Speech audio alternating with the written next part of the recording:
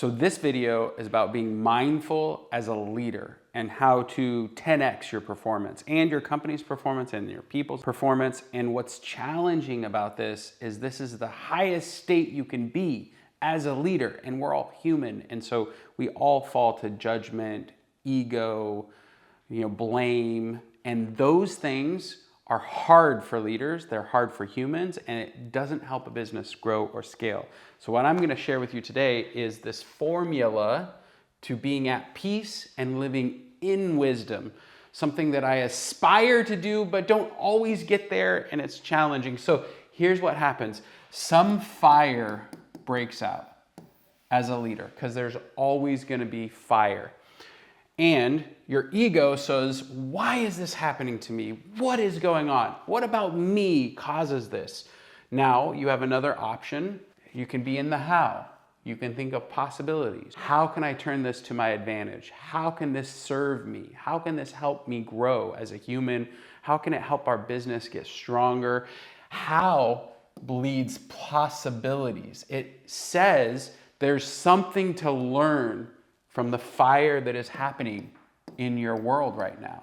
Whereas why goes to ego, to blame. When you're in ego, you're reacting, and the reactions can never be good for humans. What's wrong with you? Why did you do that? The reality is what you want to live in is in the present. Fire happens and you accept it. You live in this moment, understanding what's happening. Now, the question to ask yourself to get out of reaction is, where is the sadness in this situation? That will allow you to move up into peace and be present with what is actually happening. Now, this is important for human dynamics. It's important as a leader. It's important when hard things come up, because we're in the human business. My father-in-law likes to say the assets of your company, Daniel, come in and out the door every single day. And that's true for every single business.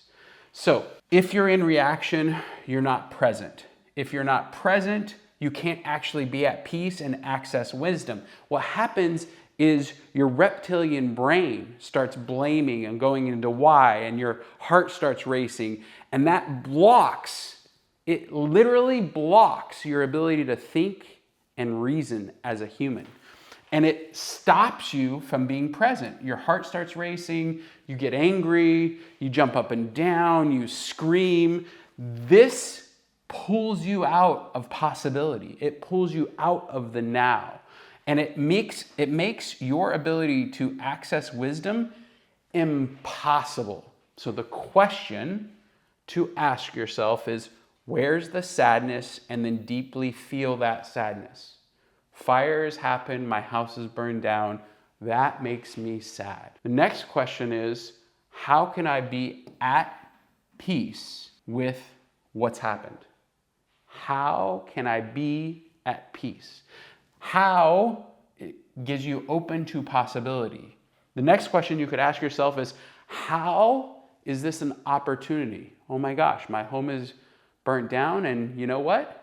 I actually am excited about the opportunity to design a brand new home. I'm thankful that we have home insurance. I'm thankful that my family's alive. I'm thankful that no one got hurt. I'm thankful that my world is still intact and there's a place for me to go.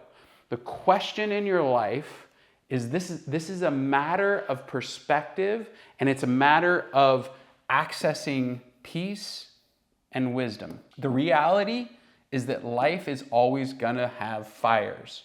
Now, the next thing is joy, which is actually funny. As a leader, it's hard to access joy. It's hard to think I am so on purpose. So here's the interesting part. In order to access joy, you have to be on your path, living inside of your purpose, and present to now.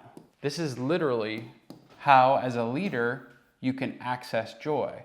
So the challenge for you is to not live in the future or live in the past.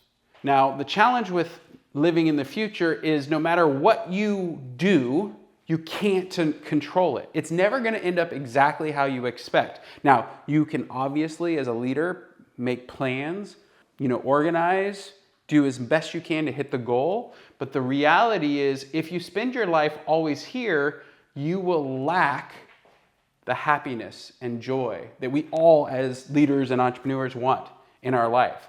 And if you live in the past, what you're doing is you're taking the experiences that you've had and you're putting them through this filter of how you are feeling in that particular moment. Same thing with the future. How you're feeling in this particular moment will limit your ability to access the past. And to be honest, half the things that, happened in the past, every time I think about them, they're just a little bit different. And that's not interesting. It's not fun, and it will eliminate your ability to access joy and peace. How do you stay in the now?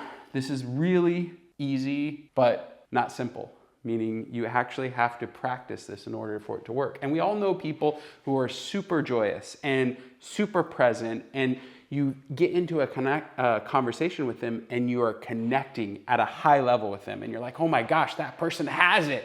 I want it. This is how. 1, breath. Most people breathe from the top part of their body, not from the bottom. Breathe wide, big, and often. You're feeling anxious, you're feeling stressed, take 5 minutes, just breathe. Access your whole body. Be in the 5 senses. We all have 5 senses. Most of the time we're walking around ignoring them. Feel your body, smell, sight, touch. Open to the experience of now. I'm going to reiterate, being on a path, your path, being purposeful, and then being present to the now. This is how you can stay, access peace, and live inside of wisdom.